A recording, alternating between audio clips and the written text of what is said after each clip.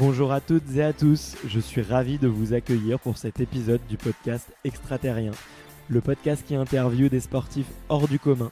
Le but de ce podcast est de vous partager leurs secrets, leur vie et d'en apprendre beaucoup plus sur eux afin d'en tirer un maximum de conseils pour être une meilleure version de vous au quotidien. Donc si vous aimez le sport, l'aventure, le développement personnel ou que vous aimez simplement vous inspirer de personnalités remarquables, alors ce podcast est fait pour vous.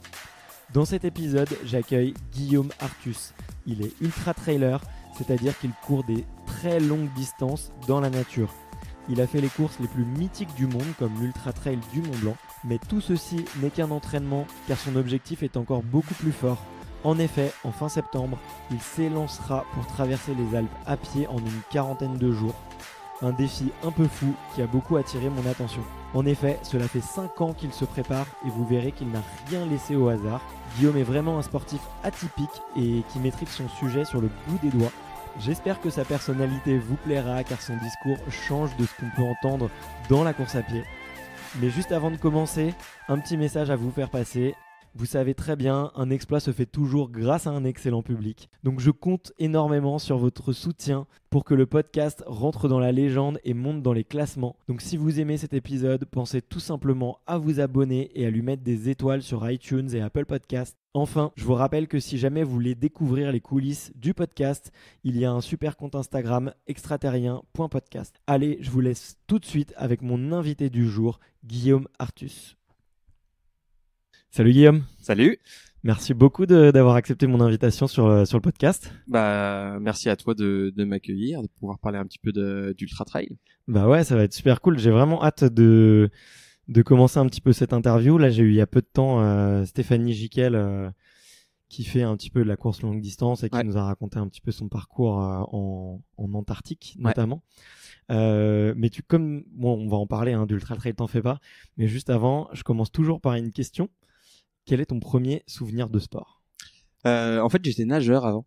Donc, j'ai commencé à faire de la natation et mon premier souvenir de sport, c'était d'apprendre à nager. Donc, j'apprenais tout seul avec une moniteur quand j'avais 5-6 ans et c'est l'un de mes tout premiers souvenirs de ma vie. Donc, la première chose que je me souviens dans ma vie, c'est que j'étais en train de nager. Donc, mon tout premier souvenir, c'est aussi mon tout premier souvenir de sport. Donc, c'est quand j'apprenais à nager dans la piscine de Sèvres il y a plus de 20 ans maintenant. Ah, trop chouette. Et du coup, t'en as fait pendant longtemps ? Ouais, j'en ai fait pas mal en fait. Avant, j'étais donc bébé nageur, donc vous savez quand on met les gosses dans l'eau quand ils ont 18 mois, et j'en ai fait jusqu'à l'âge de 19 ans. Je faisais pas mal de compètes et choses comme ça. Je faisais du 100 mètres nage libre, du 200 4 nage, des choses comme ça. Ouais. Et puis voilà. Après, je suis passé sur la course à pied. Tu te souviens à quel âge à peu près ? Ouais, en fait, c'est assez facile parce que j'avais 19 ans. Je devais à ce moment-là j'avais 19 ans, ouais, je pense on va dire 19 ans, mais en fait je devais changer d'université. Non, j'étais plus vieux que ça. J'avais 21 ans et je devais passer mon université de passer de Paris à Angers. Et donc j'avais plus la possibilité de m'entraîner en piscine. Donc j'avais plus accès à mon club, etc. Et donc j'étais un peu énervé et parce que j'avais plus de sport. Et au lieu de tout casser chez moi, je suis parti courir le lendemain matin et je me suis dit qu'il y avait un petit lac à côté de chez mes parents qui s'appelait dans le bois de Saint-Cucufa, donc en région parisienne, et je suis parti courir et j'ai tourné autour du lac et puis je suis rentré quand j'étais vraiment cassé. Et quand je suis rentré, mon père me dit ça va, tu t'es calmé? Ouais. Et il fait t'as couru combien? Il fait je sais pas parce qu'à l'époque il y avait pas de montre, j'avais rien du tout. Il fait compte, t'as fait combien de tours de lac et compte. Et au final, ce jour-là, j'ai fait un semi-marathon. Donc en fait, la première fois où j'ai vraiment couru de ma vie, j'ai fait un semi-marathon. Donc quelques années plus tard, au moment où je me suis dit qu'il fallait effectivement que je me remette à un autre sport et autres, et faire des choses, c'est de suite la course à pied et la longue distance est devenue quasiment naturellement. Ok, c'est ouf. Mais d'ailleurs, j'avais parlé à un prof d'athlé qui m'avait dit qu'un des meilleurs sports pour se préparer à la course à pied, c'était la natation. Ouais. Bon, c'est facile de relier les points après le coup, mais après coup c'est plus facile de relier, mais c'est vrai que c'est assez simple pour faire la transition parce que c'est un sport porté, donc on va travailler tous les muscles et en particulier les tendons sans les traumas de la course à pied, donc sans les chocs de la course à pied. Et ensuite, en travaillant la technique sur les premières années, on peut très facilement ensuite augmenter en vitesse et en distance. Alors moi, ça a plus été la distance qui m'a intéressé tout de suite que la vitesse. Mais c'est vrai que c'est une super passerelle pour commencer à courir. Ouais. Et ben juste avant qu'on passe un petit peu à ton challenge du moment et aux courses plus récentes que tu as fait, est-ce que quand tu regardes un petit peu en arrière, tu penses qu'il y avait des trucs qui te prédestinaient un petit peu à aller vers l'ultra trail, vers la longue distance, vers les sports d'extrême résistance, on va dire? Oui. Depuis toujours, après en regardant en arrière seulement, hein. C'est ce genre de choses où on n'est pas forcément capable au moment où ça arrive de définir, bien entendu, mais a posteriori c'est évident. J'ai toujours fait des projets, l'âge de 9 ans, on faisait des films amateurs avec des copains, on faisait des épisodes complets de Stargate de 45 minutes, choses comme ça, donc j'ai toujours eu des gros projets. Donc à ce moment-là, quand t'as 9 ans, quand tu fais des épisodes comme ça, c'est assez gros comme projet, même si ça peut paraître anecdotique aujourd'hui. Et donc le fait de travailler sur 1 an, 2 ans en dehors de tout cadre scolaire ou professionnel, ça a toujours été le cas. Donc d'un point de vue projet, j'étais toujours comme ça. Donc le faire de l'ultra trail, m'entraîner pour du très long et ensuite faire des aventures et choses comme ça, c'était tout de suite cohérent. Et ensuite, concernant la partie sportive, j'ai toujours été sportif et quelque chose comme ça. Et donc l'ultra trail est venu naturellement puisque je faisais pas mal de rando avec mes parents. Donc tous les étés, on partait dans les Alpes, dans les Pyrénées, choses comme ça, et on marchait. On faisait des sorties de 12-13 heures à la journée. En rando en famille, et dès qu'on avait l'âge de 6-7 ans jusqu'à la majorité, quoi. Donc toujours le côté nature, surtout en montagne, qui s'est combiné à ma passion de faire des projets, d'avoir des choses à faire en dehors du scolaire et du professionnel. Et forcément, c'est devenu ultra trail, puisque quand je me suis mis à courir, je me suis aperçu que les randos qui nous prenaient une journée, c'était une quart de journée, et que les randos de 4 jours, on aurait besoin d'aller chercher des refuges et des choses comme ça, c'était un aller-retour dans la journée, et je suis plus jamais revenu en arrière, quoi. Ouais, c'est trop cool. Mais, on partage un gros point commun parce que moi aussi, ma famille est vachement montagnarde, et c'est ma mère qui hyper tôt moi m'a emmené sur des randonnées. Alors je sais plus à quel âge j'ai fait mon premier 3000, mais je devais avoir à peine 10 ans, tu vois. Bon, c'est pas fantastique, tu vois, mais très vite j'ai eu un attachement à la montagne, quoi, et je sais que derrière c'est quelque chose qui te prend et qui reste longtemps, quoi. Là, c'est clair, parce que de toute façon, un lever, un coucher de soleil en haut d'une montagne, on peut en voir 10 000, mais on s'en lasse pas, quoi. Ouais. C'est un côté absolument magique de se retrouver dans ces espaces où on se sent vraiment petit, et voilà, c'est la montagne qui décide, quoi. Donc si c'est la mauvaise météo, on n'y va pas. Et puis si on a la chance d'avoir une belle météo, on y va et on profite à fond. Ouais, carrément. Bon, en parlant de montagne, on va rentrer un petit peu dans le vif du sujet. Ouais. Toi, tu as fait récemment beaucoup d'ultra trail, et là, si je t'ai contacté, c'est parce que dans quelques mois, même pas. Moins de 2 mois maintenant, ouais. Ouais, donc dans quelques semaines, ça approche très vite. Tu prépares la traversée des Alpes à pied. C'est ça. Voilà. Est-ce que tu peux nous dire un petit peu plus sur ce projet, la distance, comment est-ce que ça t'est venu l'idée Ouais. Donc en quelques chiffres, donc j'ai traversé donc les Alpes, donc pas seulement la partie française, mais vraiment tout l'arc alpin, donc de Slovénie à Monaco. Et donc ça fait 2650 km. On va passer donc par la Slovénie, l'Italie, l'Autriche, la Suisse, etc. jusqu'à aller en France. Et donc 2650 km et 170 km de dénivelé positif. Waouh. Donc pour se rendre compte sur une échelle un peu plus humaine, c'est comme si en distance ça faisait Lille-Marseille, Marseille-Lille. Ouais. Et en dénivelé l'équivalent d'en gros de Paris-Orléans. Ouais. Voilà. Donc parce que quand les chiffres deviennent trop abstraits, on a du mal à se concevoir à quoi ça correspond. Ouais, c'est clair. Et donc en fait, c'est une trace officielle qui s'appelle la Via Alpina, en particulier la Via Alpina rouge pour ceux qui veulent chercher à savoir à quoi ça correspond exactement, et qui va retracer tous les différents pays alpins. Donc il y a 9 entre 9 et 10 en fonction de comment on compte massifs alpins qui composent en fait l'arc alpin, et on traverse absolument tout dans tous les pays. Donc on passe bien entendu par Liechtenstein, des choses comme ça, et ça se finit à Monaco. Et donc j'ai commencé ce projet maintenant, donc ça fait plus de 5 ans que je travaille dessus, puisqu'en fait en 2014 donc je finis l'UTMB qui est mon premier 100 miles en trail, et c'était un objectif que je m'étais fixé 3 ans auparavant, donc en 2011, et en 2011 je m'étais dit je vais mettre 10 ans à arriver sur l'UTMB, et au final j'y étais en 3. Et donc je me suis retrouvé sans objectif, et donc avec côté petit coup de blues après un gros objectif de travail, comme beaucoup on peut le voir dans ce milieu, mais même dans d'autres sports. Voilà, il y en a une compétition, un objectif. Quand il se réalise ou il se réalise pas, de toute façon, il y a une espèce de coup de blues après. Donc gros coup de calgon. Et Attends, juste d'ailleurs pour préciser, excuse-moi, je te coupe, mais pour les gens qui savent pas ce que c'est que l'acronyme UTMB, oui, ça pardon. veut dire Ultra Trail du Mont Blanc. Je sais qu'il y a des gens qui viennent de tous les sports qui nous écoutent.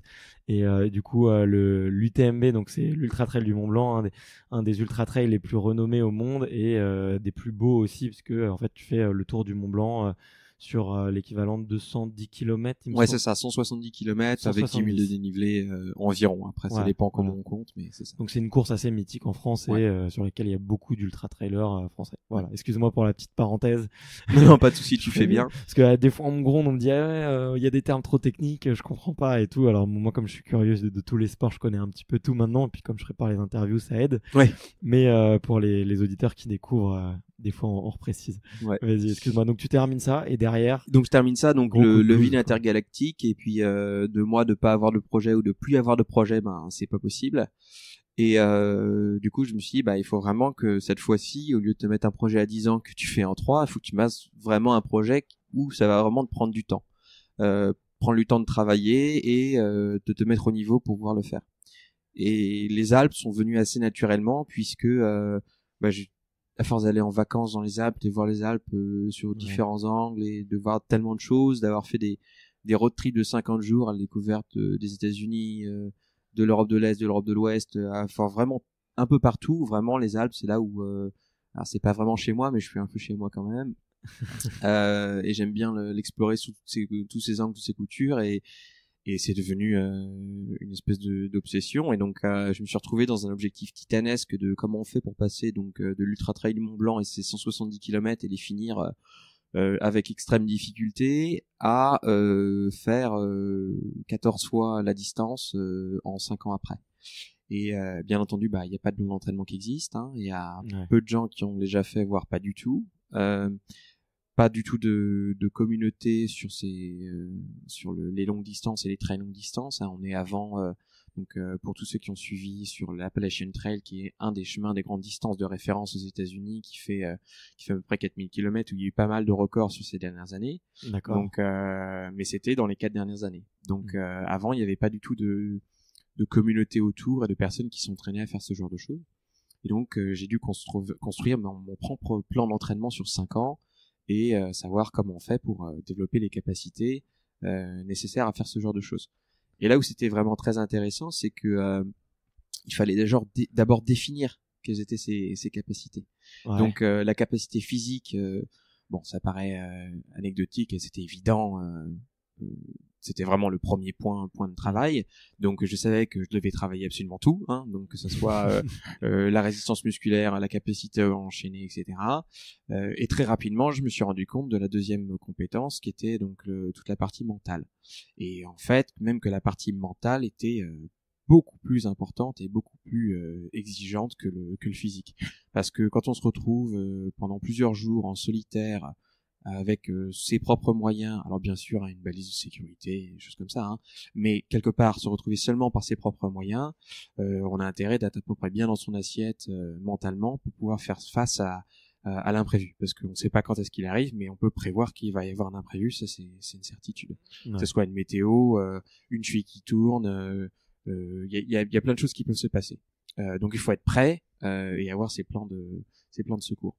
Et donc pendant quasiment 2 ans, donc sur ce plan de 5 ans, donc là maintenant on est début de ce plan de 5 ans, donc en 2014, je me trouve en 2016 en pensant qu'il y a que 2 composantes pour pouvoir s'entraîner pour ce genre de choses. Et là, à ma grande stupeur, à force de chercher d'autres courses plus difficiles avec sur plusieurs jours, comme le Tour des Géants, donc c'est environ 2 fois l'UTMB dans la vallée d'Aoste en Italie, pour faire simple. Ouais. Je me suis rendu compte que non, il y a aussi la navigation et l'autonomie. Et la navigation, donc c'est vraiment savoir gérer une carte, une boussole, savoir où on va et prendre des décisions rapides et être sûr de ces décisions qu'on prend pour éviter de faire des erreurs et donc de partir n'importe où. Et l'autonomie, c'est dommage de se perdre et de se rajouter des kilomètres. Ça serait dommage. Et l'autonomie, c'est quelque chose qui est la dernière composante que j'ai trouvée. C'est vraiment comment gérer son sac à dos et comment prendre ses décisions pour au finalement ne jamais être dépourvu. C'est-à-dire qu'en fait on conçoit un schéma de prise de décision, ce qui fait que sur le moment, on a seulement ce qui arrive. Ouais. Et en fait, on prend pas de décision, on applique le plan. Okay. Et le plan, ça veut dire qu'est-ce que je fais si je me casse une jambe. Alors bien entendu, ça n'arrive pas, mais qu'est-ce que je fais si je casse une jambe, qu'est-ce que je fais si j'ai faim, si j'ai une hypothermie, qu'est-ce que je fais si je vois que il y a une fenêtre météo qui est en train de se refermer, il y a un orage qui arrive sur la ligne de crête sur lequel je me trouvais, etc., etc.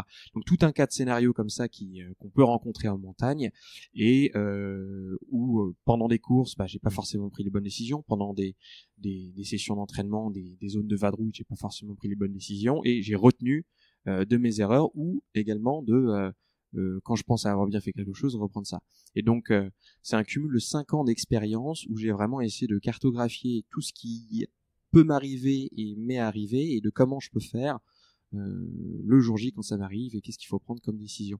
Ce qui fait que, avec ça, en fait, l'autonomie, ça devient vraiment essentiel parce que ce qui te permet d'avancer, et de prendre les bonnes décisions sans avoir à réfléchir.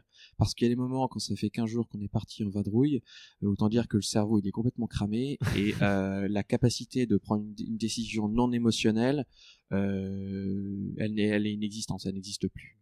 Ouais. Donc avoir une méthode pour justement prendre ces décisions rationnelles, entre guillemets seulement se souvenir de ce qu'on a pris déjà comme décision, c'est hyper rassurant en termes de sécurité et surtout mentalement ça donne un confort, c'est-à-dire que on sait que même quand on est dans le dur, au final, on n'a pas besoin de réfléchir. Et je pense que c'était l'un des points les plus importants que j'ai essayé de résoudre pour la traversée des Alpes.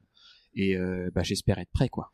Ouais, donc attends, si je résume bien, je suis bluffé là. Ouais. T'as donc en fait, il y a 4 points. D'anticiper tous les cas qui existaient et de te dire, peu importe ce qui arrive, je prends une décision. Ouais.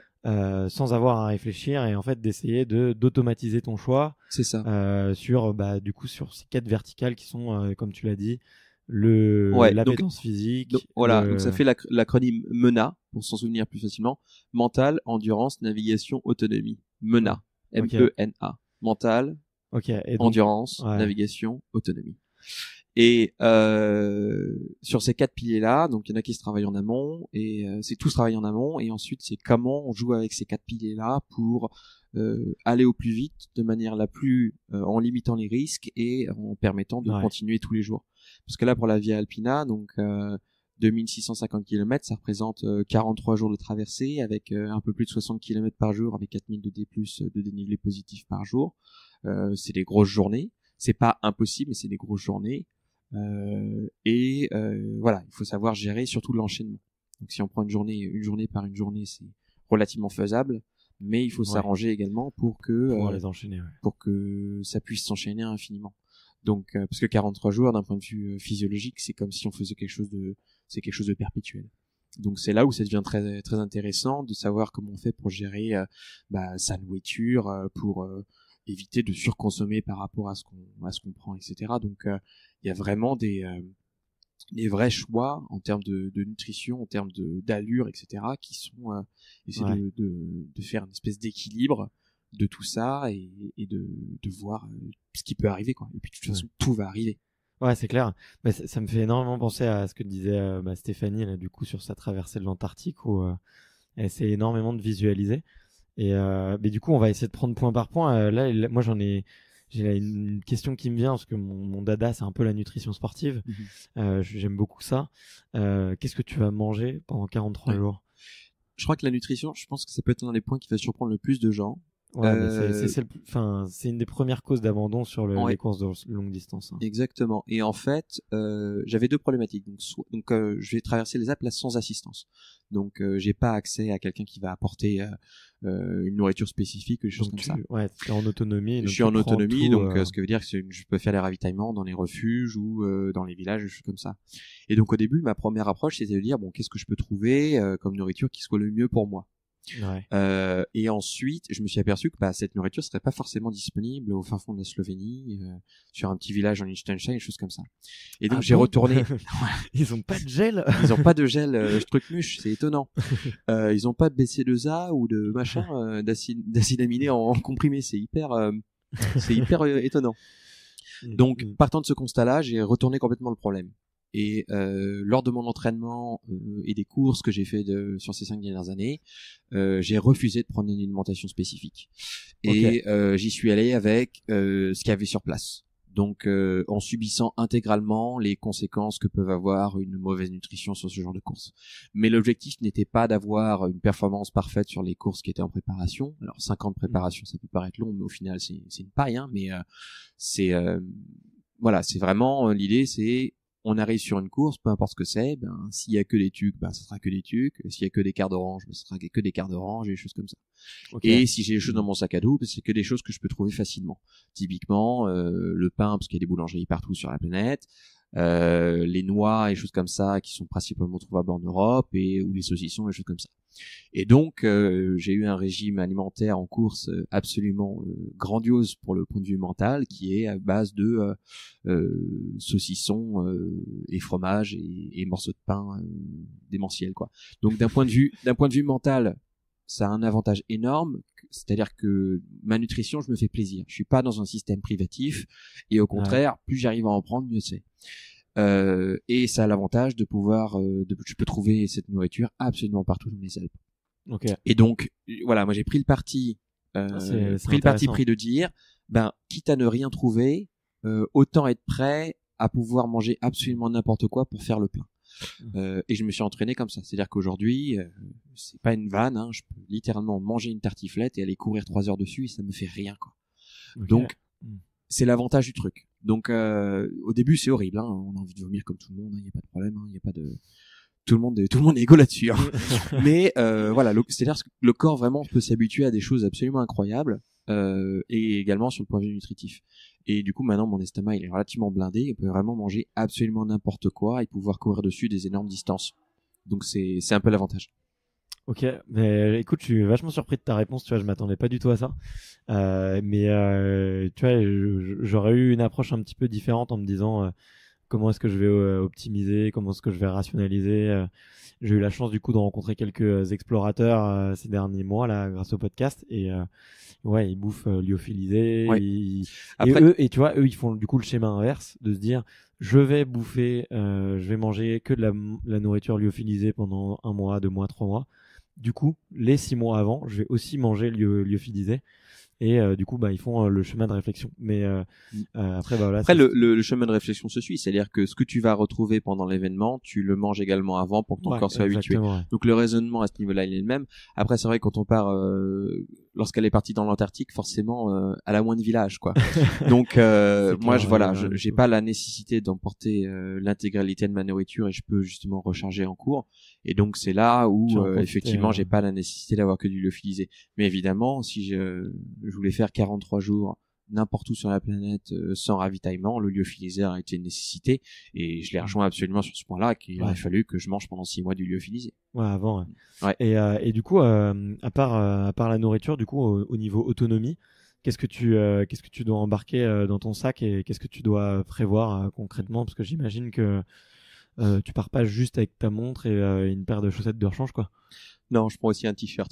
Non, bien entendu, il y a un énorme travail en fait sur le sac à dos. Donc le sac à dos, c'est plus d'1 an et demi de travail, juste pour savoir qu'est-ce qu'on peut mettre dedans, et jusqu'à dessiner le sac à dos en lui-même. Donc je me suis aperçu que le besoin que j'avais, donc qui était d'avoir un 20 litres étanche, ergonomique, donc qui bouge comme une veste de course à pied, c'était pas quelque chose que je pouvais trouver dans le commerce. Et donc du coup, j'ai dû carrément apprendre à coudre et assembler mes propres sacs, faire mes propres prototypes et créer mon propre sac à dos pour cette aventure. Donc c'est bien dans la démarche toujours d'avoir un projet et d'aller au bout, et finalement peu importe le coût. Donc là, on parle pas d'argent, hein, on parle vraiment devoir apprendre une compétence complètement nouvelle pour pouvoir assembler quelque chose qui n'existe pas, puisque l'objectif c'était d'avoir quelque chose de parfait. Ouais. Donc voilà, créer son propre sac à dos. Et dans ce qu'il y a dedans, donc il y a un duvet, un sac de couchage, il est prêt, là, un matelas, etc. Ouais, donc mon sac est prêt. Vas-y, on prendra des photos pour mettre en description. Il fait 3,5 kg en poids de base. Donc ceux qui font de la randonnée juste comme ça pourront apprécier. Pour donner une idée, hein, donc un randonneur qui fait du multijour en poids de base, il va être sur du 15 kg. Ouais. et avec en volume utilisé de matériel entre 30 et 35 litres. Et donc moi je suis à 3,5 kg et en volume utilisé de matériel à entre 11 et 11,5. Ok, ouais, donc on est sur donc une il y a un vraie énorme travail de technologique, performance ouais. sur les trucs. Et tout est prévu, c'est-à-dire que tout est absolument parfait en termes de performance.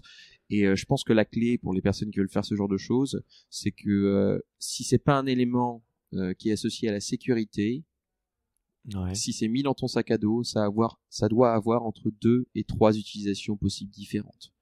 Voilà, tu dois vraiment utiliser les choses en double, voire triple emploi. Sinon, t'en as pas besoin, tu peux t'en passer. Okay. Et moi, je m'accorde un seul élément vraiment de confort. Et encore, on peut argumenter le fait que ce soit un confort ou pas, mais c'est un coussin pour dormir. Donc c'est un coussin gonflable qui fait genre 30 grammes. Je pense que les 30 grammes valent énormément, considérant qu'avec avec un bon coussin, tu dors correctement. Et donc avoir une bonne qualité de sommeil, même si tu dors que 6 heures par nuit, je pense que c'est essentiel pour réussir ce genre de projet. Ouais, mais en plus j'imagine même, il va pas faire très chaud quoi. Alors non, il va pas faire très chaud, donc je vais partir. Je sais pas si tu vas bien dormir. Je vais partir le 14 septembre jusqu'à en gros fin octobre / 1er novembre.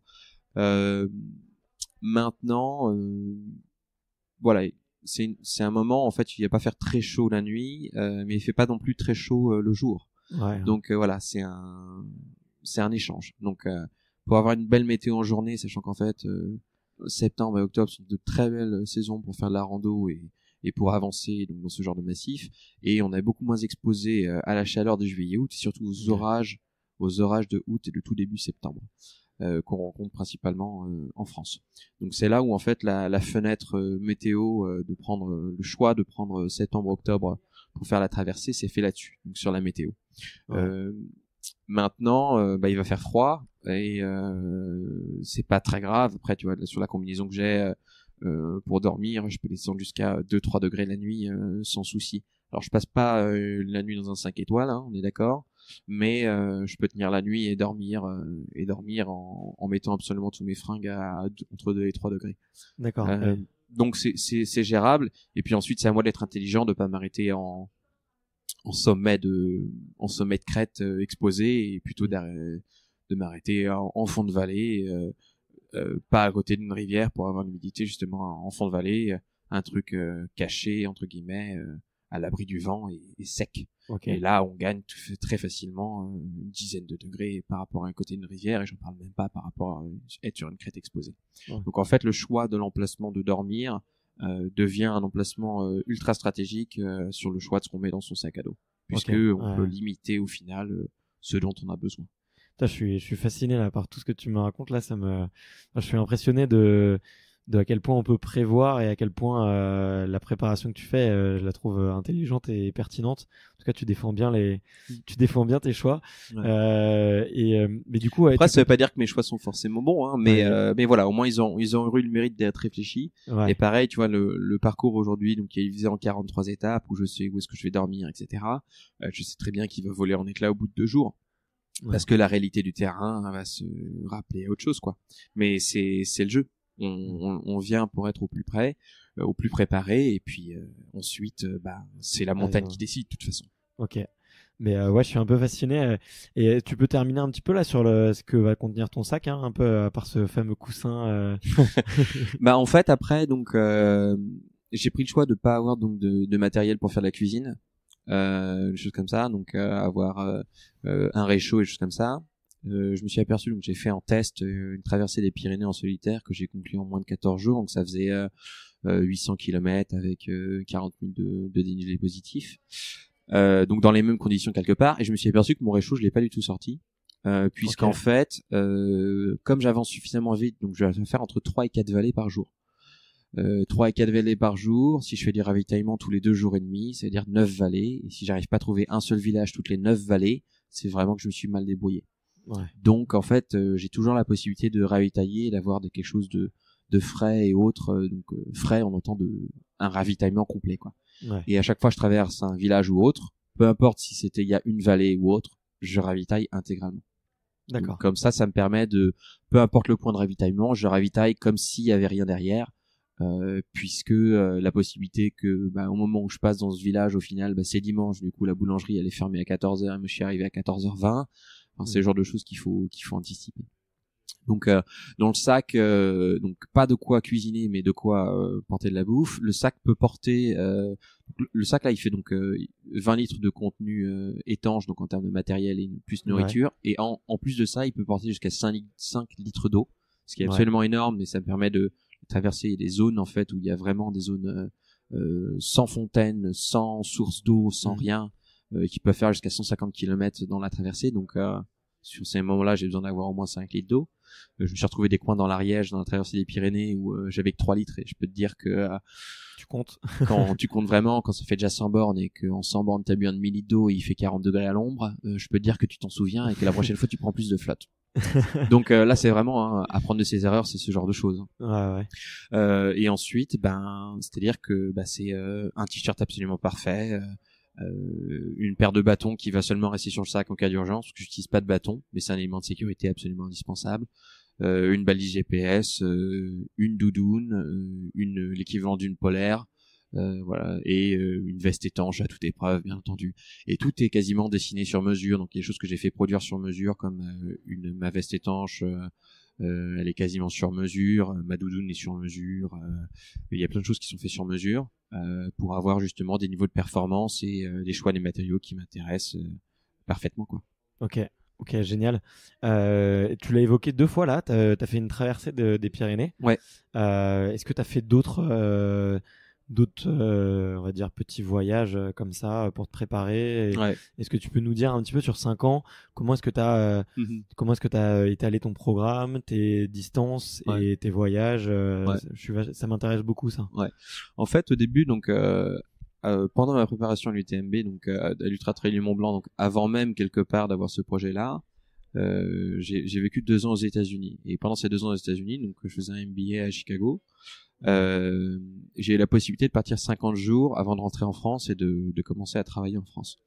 Et j'en ai profité pour voyager à travers les États-Unis. Donc on a fait un road trip de 50 jours dans lequel j'ai couru dans 26 différents parcs nationaux. Et donc j'avais à ce moment-là, en 2013, ce côté itinérance et courir. Ouais. Donc au début je courais tous les 2 jours. Ensuite l'année d'après j'ai fait toute l'Europe de l'Ouest où je courais tous les jours, voire 2 fois par jour. Donc l'Europe de l'Ouest, ça veut dire l'île de Skye en Écosse, ça allait jusqu'en Autriche. On est passé un petit bout en Pologne, on a fait pas mal l'Italie et l'Allemagne, jusqu'à aller jusqu'au sud de l'Espagne et du Portugal, des choses comme ça. Donc vraiment tout l'Europe de l'Ouest, aller courir, à découvrir des spots absolument incroyables avec des canyons, des sommets, des falaises à perte de vue comme les falaises de Moher en Irlande ou des choses comme ça. Donc vraiment quelque chose de varié. Et on était toujours dans ce travail de itinérance. Et lors du voyage aux États-Unis, j'avais fait environ 800 km. Je savais pas quel est le dénivelé, mais en gros 800 km en 50 jours. Et en Europe de l'Ouest, le voyage durait 40 jours. Et j'ai aussi fait 800 km. Okay. Et ensuite, j'ai fait la même chose en Europe de l'Est, donc avec tous les Balkans, aller jusqu'en Grèce. Donc je suis monté sur le mont Olympe, je suis allé courir au Kosovo, enfin des trucs comme ça. Faire pas mal de sommets, donc j'allais faire le Triglav en Slovénie ou des choses comme ça, enfin des trucs superbes, grandioses où t'as des chamois qui courent partout et t'as personne à 10 km à la ronde et c'est absolument génialissime. Et là donc ce 3e voyage où je fais également 800 km mais en moins de 30 jours. Ouais. Et pendant ce voyage, je me dis mais en fait ma voiture qui me permet de bouger de point en point, elle me sert plus à rien en fait. Et je me suis aperçu que j'utilisais tellement peu de choses du matériel que j'avais emmené dans ma voiture que je pouvais tout mettre dans un sac à dos. Et le déclic a été absolument instantané. Et c'est là où je me suis dit, ça y est, en fait, mentalement, t'es prêt pour les Alpes. Et donc, j'ai déclenché le plan d'aller faire la traversée des Pyrénées. Et tu l'as fait avec combien de temps, du coup? La traversée des Pyrénées, c'était en 2017.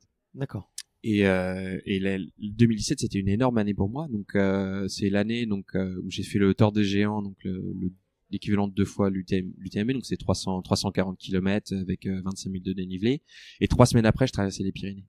Ouais. Alors Ah c'était ouais, d'accord. difficile d'expliquer aux gens que le Tour des Géants, qui est censé être un truc absolument énorme, était en fait un round d'observation pour la traversée des Pyrénées, mais c'était un peu la réalité du terrain. Salut, j'arrive pour l'apéro. C'est ça. C'est ça. Alors je l'ai prise avec un peu plus sérieux que ça, mais c'était un peu ça quelque part.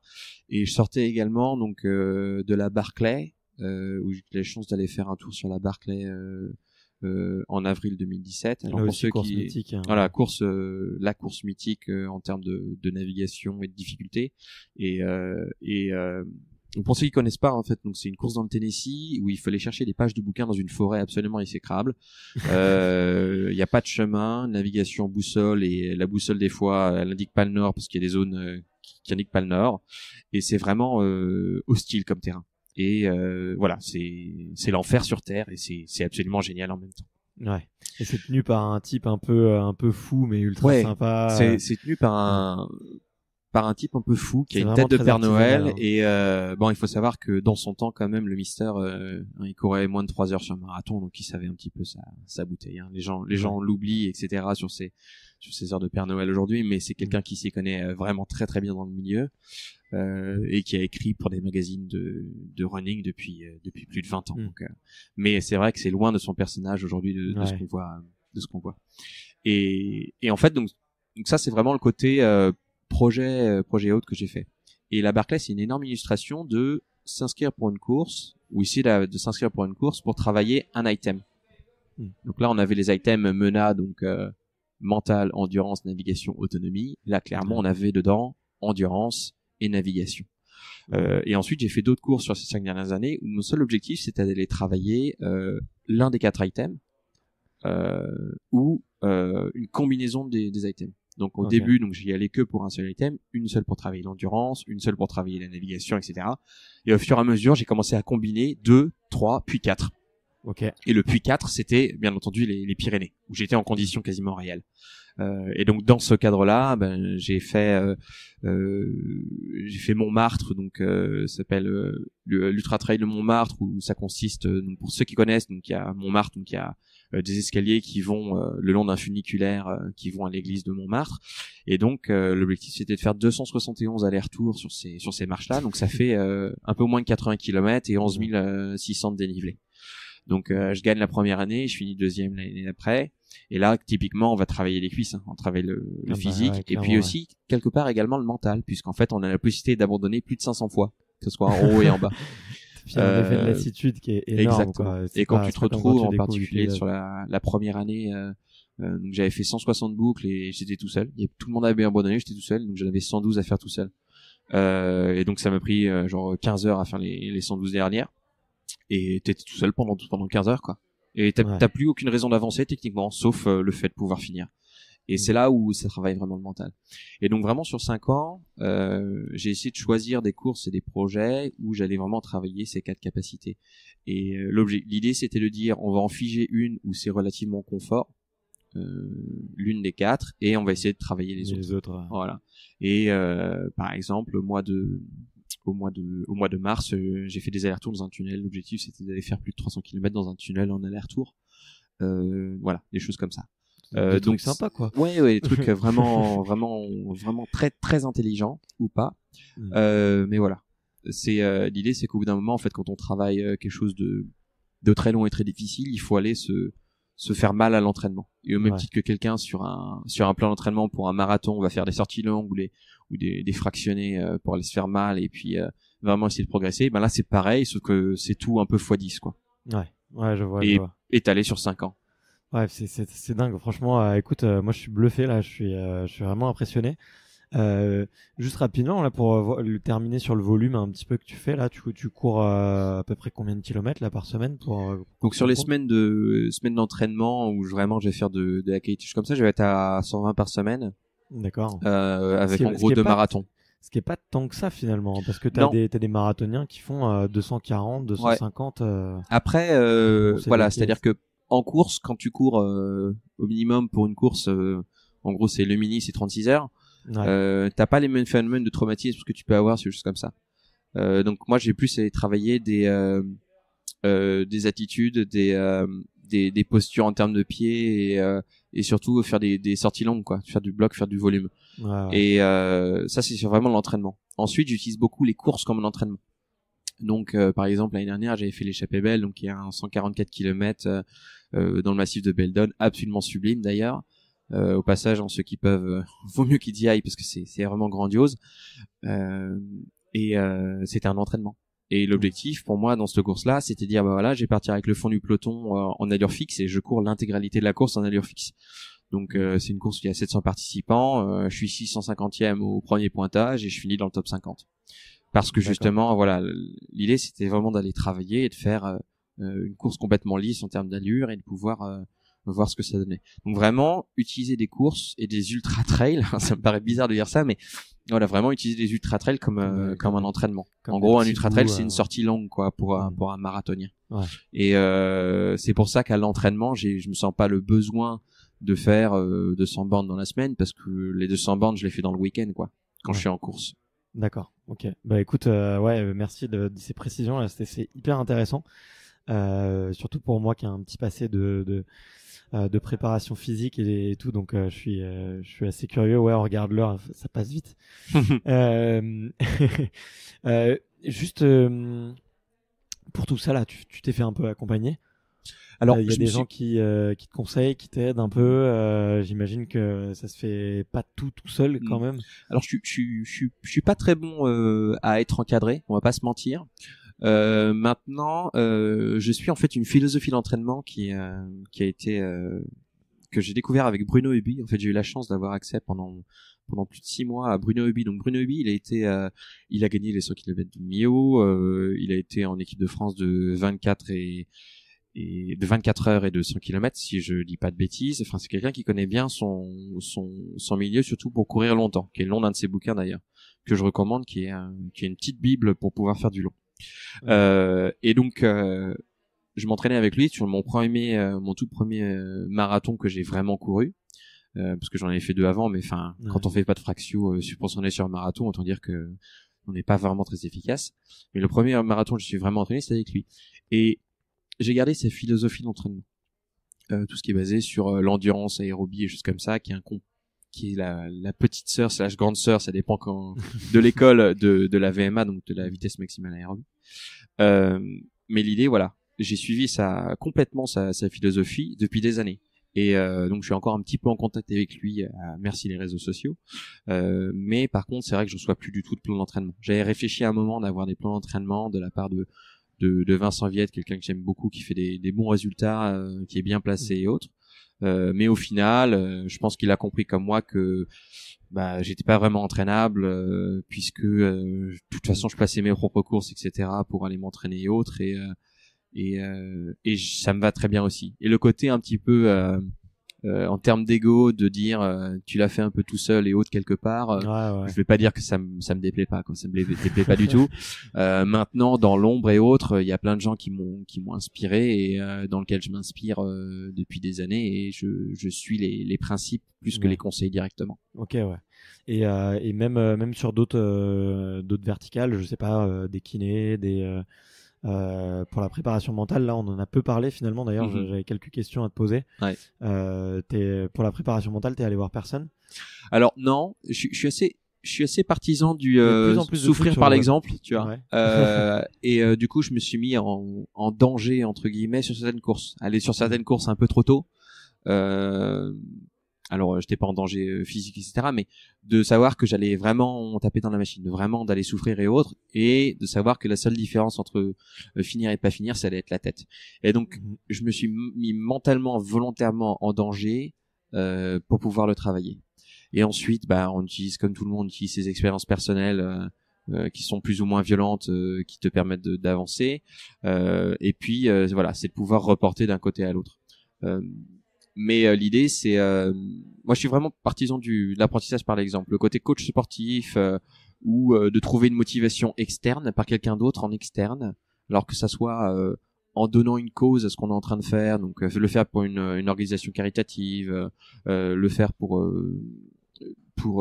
quelqu'un d'autre, quelqu'un qui t'aide à te préparer mentalement. Au final, quand ça fait 20 jours que t'es dans la mouise et autres, ta motivation externe, c'est la première à sortir, hein. Alors que si t'as réussi à développer ta motivation interne, alors forcément ça prend un peu plus de temps, hein, mais que c'est vraiment dans tes gènes, quoi, c'est dans ton sang, enfin tu peux plus t'en défaire, enfin plus rien t'arrête, quoi. Donc l'avantage de le travailler sur le terrain et de morfler sur le terrain, par exemple à tout dans le tunnel, de pas avoir le jour pendant 48 heures, ça pose quelques problèmes, quoi. Ça fait un peu péter le casque, quoi. Et c'est là où tu en ressors grandi, parce que au moment où tu dis oh là là, ça fait 4 heures que t'es dans la nuit, enfin 4 heures dans la nuit, enfin c'est rien, quoi. Et pareil quand tu te retrouves oh ça fait 5 heures qu'il pleut, enfin ça va, t'as déjà fait des sorties où il a plu pendant 10 heures et t'étais complètement liquide, donc au final 5 heures qu'est-ce que c'est, quoi. C'est pas grand chose. Et pareil, quand tu vois des murs où t'as 1200, 1300 dénivelés en 5 km, tu peux dire oh là là, c'est quand même 1 km vertical, c'est chaud. Sauf qu'en entraînement, tu fais des doubles KV où tu fais 2000 de dénivelé positif en 7 km et t'en fais 3 dans le week-end, quoi. Donc forcément, quand tu te retrouves sur le jour J, mentalement, c'est tellement plus simple, quoi. Parce que t'as tellement tout vu à l'entraînement, où t'as essayé de tout voir à l'entraînement que finalement le jour J c'est juste du plaisir, quoi. Bon, le plaisir dans la souffrance, quoi, mais ça reste du plaisir. Et t'as pas essayé de faire des petits exercices de visualisation, je sais pas, peut-être tout seul chez toi, poser, moi c'est un truc que je fais de plus en plus, tu vois, sur mes objectifs, d'essayer, alors certains vont appeler ça de la méditation, mais en gros je me pose, je ferme les yeux et j'essaye d'imaginer tous les pires scénarios qui peuvent arriver. Et t'as fait un petit peu ce genre d'exercice où tu t'es plutôt dit je vais essayer de les vivre et c'est comme ça que je vais prendre de l'expérience. Je suis plus sur le côté les vivre, mais dans le même temps ça veut pas dire que j'anticipe pas ce qui peut arriver, parce qu'on revient sur le côté autonomie et tout le schéma de l'arbre de décision dont on a parlé plus tôt. C'est-à-dire que c'est complémentaire. Je peux me permettre d'être complètement relâché mentalement, puisque justement j'ai cette prise de décision qui est déjà faite, en fait. J'ai plus qu'à attendre de savoir ce qui va arriver et d'anticiper ce qui va arriver pour prendre ces décisions là, quoi. Donc au final ça me permet d'être complètement libre mentalement et de pouvoir jeter le plan au dernier moment et faire plus ou faire moins le jour J, de voir en fonction de la météo, de prendre des décisions sans en avoir le poids de me dire est-ce que c'est la bonne ou est-ce que c'est pas la bonne. Ça n'a pas d'importance de toute façon, c'est celle qui avait été décidée qu'elle allait être prise. Ok. Bon, écoute, c'est passionnant tout ça. Là, je vois que le temps file et je crois qu'on va nous attendre pour courir bientôt. C'est possible, oui. Et du coup, juste avant de terminer, bon là on est 2 mois avant, mais je pense que je publierai l'épisode pas longtemps avant, comme ça pourrait être sympa, un peu d'actu. Où est-ce que les gens pourront suivre un petit peu ce que tu fais, comment est-ce qu'on peut suivre un petit peu ton boulot et ta passion là? Donc sur les réseaux sociaux, donc c'est Run Explorer avec deux N, donc c'est comme Runner et Explorer mais en un seul mot. Et dessus il y aura absolument tout, donc les liens de tracking, donc pendant l'événement il y aura un lien de tracking 24 heures sur 24. Pour les geeks de ce travail, il y aura la sortie du jour qui sera uploadée tous les soirs, si j'ai du signal, sinon ça sera dans la journée. Mais qui pourront suivre quelle a été l'étape du jour. Tout le monde pourra suivre où est-ce qu'on en est sur le parcours, est-ce qu'on est en avance, est-ce qu'on est en retard, avec des photos, des vidéos en live. Et également il y a la production d'un énorme documentaire sur l'ensemble de la traversée, donc un 52 minutes qui va être monté par une équipe génialissime de Penny Vertical, sur lequel on travaille depuis quelques mois maintenant, et pour pouvoir ensuite partager ce projet un peu fou et de montrer un peu l'envers du décor, que ce soit les paysages absolument grandioses et aussi les moments d'extrême difficulté, parce que ça va pas être que tout rose, et c'est aussi pour ça que j'y vais. Mais il y aura vraiment de quoi faire, donc via Run Explorer, donc avec 2 N et puis Runner et Explorer tout attaché. Ouais, de toute façon je mettrai tous les liens dans la description de l'épisode pour que les gens puissent le retrouver et tout. D'ailleurs, je recommande fortement à tout le monde d'aller regarder un petit peu les quelques vidéos qu'il y a sur ta chaîne. Déjà, les quelques vidéos, il y en a beaucoup. Où tu partages un petit peu tes runs. Ouais, c'est ça en fait. Sur les quelques dernières années, j'ai baroudé pas mal et vraiment explorer des trails, donc et pas forcément en course, hein, vraiment d'aller chercher des sommets, chercher des nouvelles traces, aller courir au Kosovo et des trucs comme ça. Et donc c'est des choses que j'ai filées depuis quelques années. Et puis il y a des micro documentaires sur justement sur tout le travail que j'avais fait aux États-Unis et également en Europe de l'Ouest, avec des documentaires en format 30-35 minutes où tu vois absolument tout en version condensée Bon voilà, il y a pas mal de choses à voir, donc je vous conseille de choisir un peu ce que vous voulez voir, mais ça donne envie d'aller courir, ça c'est sûr. Ok, top. Bah écoute, pour bien terminer en beauté, je te pose la question que je pose à tout le monde, tous les invités. Qui serait le prochain ou la prochaine extraterrienne que tu voudrais écouter sur ce podcast? Ah, c'est difficile parce que la plupart des gens que je suis sont quand même à l'étranger, en particulier toutes les femmes en ultra trail qui font un travail absolument incroyable, puisque on est quand même dans un sport en ultra trail, pour ceux qui savent pas, mais où les femmes deviennent compétitives et gagnent des courses au scratch devant les hommes, ce qui est absolument fabuleux. Et on a également des directeurs de course féminins qui sont leaders dans leur domaine et qui sont les meilleurs de la planète. Je pense également principalement aux US, il y en a énormément. Maintenant, si on devrait rester en franco-français en tant que franchouillard qui parle français, cocorico, j'en donnerais deux que j'ai cités plus tôt. Je dirais Vincent Viette qui a un superbe parcours et qui est également entraîneur, donc qui a ses deux casquettes en tant qu'entraîné et entraîneur, qui pourrait être un truc absolument incroyable, qui a fait des très beaux résultats, que ce soit en Afrique du Sud ou en France, et pour son expérience et ses conseils quasiment légendaires, je dirais également Bruno Hubi, qui sont vraiment deux personnes, voilà, un qui est plus passé du côté entraîneur à temps plein et un qui fait un peu des deux. Voilà, ces deux profils bien barrés, mais qui pourraient vraiment aider les gens à se projeter sur le monde un peu de l'extrême, quoi.